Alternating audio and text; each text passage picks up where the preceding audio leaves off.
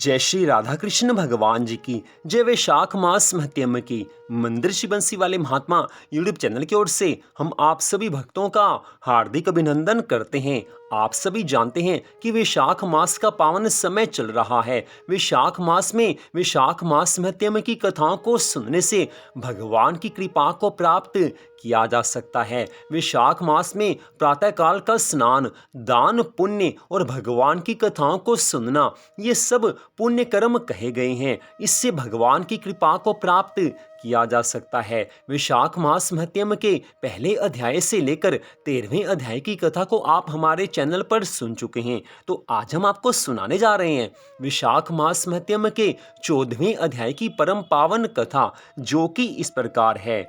राजा श्रुतिदेव ब्राह्मण से कहने लगे हैं कि हे ब्राह्मण, वैशाख मास के धर्म अति सुलभ हैं और ऐसे अनेकों पुण्यों को देने वाले हैं जो भगवान को प्रसन्न करते हैं और तत्काल ही धर्म, अर्थ, काम और मोक्ष को देने वाले हैं। परंतु ऐसे वेद के अनुकूल धर्म भी संसार में ज्ञात नहीं हैं। अनेक प्रकार के राजसी धर्म और तामसी धर्म ही इस संसार में विख्यात हैं। इसका क्या कारण है, सो बताने की कृपा कीजिए।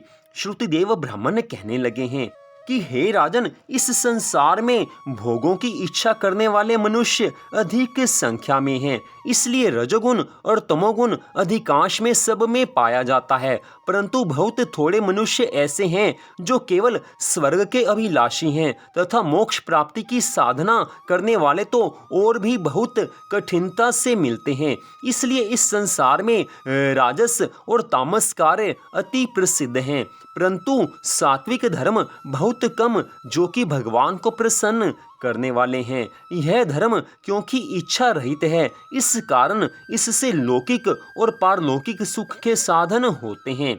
वैष्णवी माया से मोहित होकर मनुष्य इसको नहीं समझता। जैसे आधिपत्य के प्राप्त होने पर मनुष्य के मनोरथ पूर्ण होते हैं, परंतु वैशाख मास के सब धर्म सात्विकों के लिए कहे गए हैं और यही सतोगुणियों का धर्म है। इस पर एक प्राचीन कथा सुनाता हूँ। इक्ष्वाकु वंश में नृगपुत्र एक बड़ा यशस्वी, अक्रोधी, ब्राह्मणों का मान सम्मान करने वाला राजा हुआ है।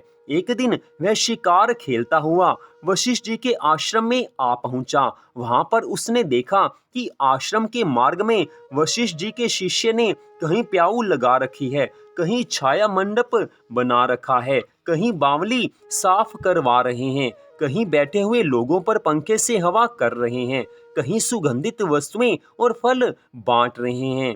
मध्याह्न काल के समय छत्री दान कर रहे हैं, सायंकाल को पीने की वस्तुएं दे रहे हैं, कहीं पान और कहीं कपूर आंखों में लगा रहे हैं।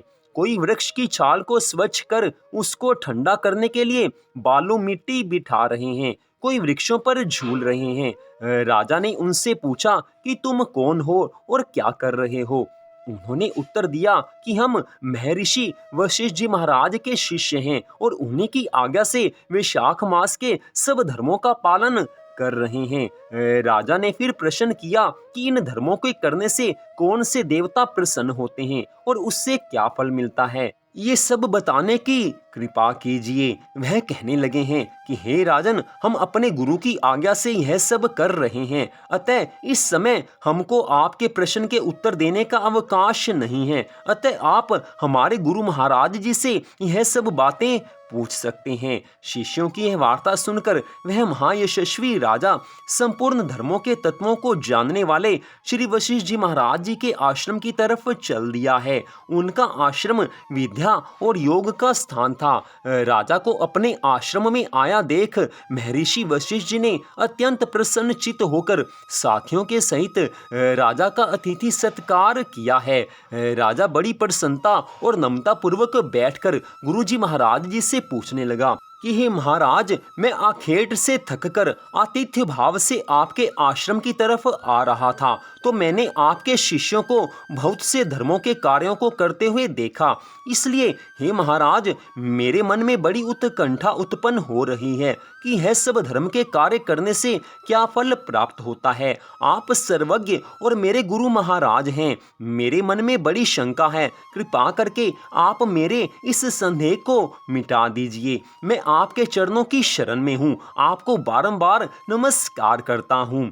इतनी बात सुनकर वशिष्ठ जी महाराज कहने लगे हैं कि हे राजन, ऐसा प्रतीत होता है कि तुम्हारे पुण्य फलीभूत हो रहे हैं। जो तुम्हारी बुद्धि भगवान की कथा और उनके धर्म के तत्वों को जानने में लगी है, तुम्हारी बुद्धि अत्यंत पवित्र और सुशिक्षित है। जो प्रश्न तुमने किया है, हम हर्षपूर्वक उसका उत्तर देते हैं। इसको सुनने मात्र से मनुष्य के सभी जन्मों के पापों का नाश हो जाता है। जो सब धर्मों को छोड़कर विषयासक्त हो जाता है, वह भी यदि वैशाख मास में प्रातःकाल स्नान करे तो भगवान का प्रिय हो जाता है। जिसने धर्म के सब कार्य सांगोपांग किए हों किंतु वैशाख मास का आदर ना किया हो, भगवान उससे दूर ही रहते हैं।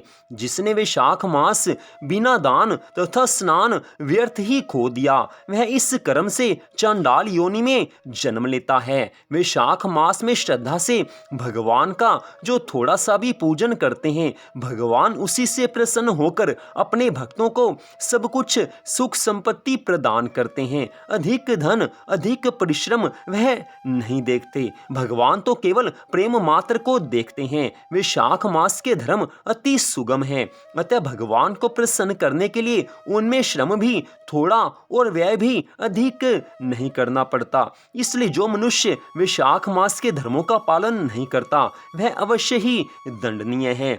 इस प्रकार ऋषि ने राजा को शास्त्रोक्त वैशाख मास के सब धर्म समझाए हैं। तब राजा ने सब धर्मों को सुनकर तथा यथा उचित गुरु महाराज जी की पूजा करके वापिस अपने घर पर आकर वैशाख मास के सब धर्मों का पालन किया है। सारा जीवन आने वाले सभी वैशाख मास में राजा ने वैशाख मास के सब धर्मों का पालन किया है और भगवान की अनंत कृपा को प्राप्त किया है। तो इस प्रकार वैशाख मास महत्यम के 14वें अध्याय की कथा का यहीं पर विश्राम होता है।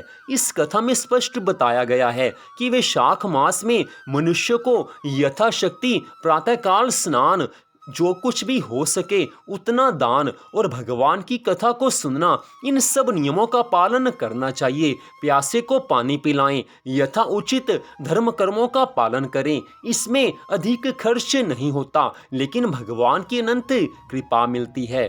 तो इस कथा को सुनकर हमें भी ये शिक्षा लेनी चाहिए कि हम सबको वैशाख मास के सब धर्मों का जितना भी अधिक से अधिक पालन हो सके, पालन सबको करना चाहिए। तो आज की इस कथा को सुनने के लिए आप सबका हार्दिक धन्यवाद। भगवान की अन्य कथाओं को सुनने के लिए कृपया हमारे चैनल को सब्सक्राइब कर लीजिए। हमारे चैनल पर श्रीमद् भागवत महापुराण की कथाएं भी सुनाई जा रही हैं और समय समय पर अनेक कथाएं सुनाई जाती हैं। तो आप सबका फिर से धन्यवाद।